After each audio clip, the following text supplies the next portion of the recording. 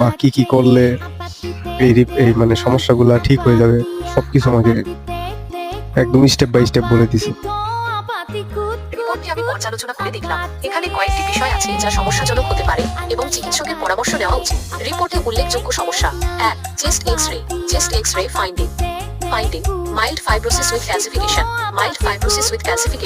65% risk. অর্থ: এটি ফুসফুসে হালকা আঁচড়ের মতো ক্ষত বা দাগ, ফাইব্রোসিস এবং ক্যালসিয়াম জমা ক্যালসিফিকেশন নির্দেশ করে। এটি পুরনো সংক্রমণ বা টিউবারকুলোসিসের যক্ষা চিহ্ন হতে পারে। 65% রিস্ক এর অর্থ হলো স্বাস্থ্যগত ঝুঁকি রয়েছে, বিশেষ করে বিদেশগামীদের জন্য এটি ভিসা ক্লিয়ারেন্সে সমস্যা তৈরি করতে পারে।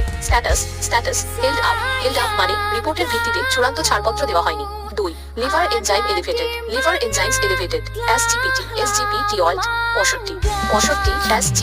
SGOT 60। সাধারণ রেফারেন্স রেঞ্জ SGPT ও SGOT সাধারণত 40 এর নিচে থাকা ভালো। এখানে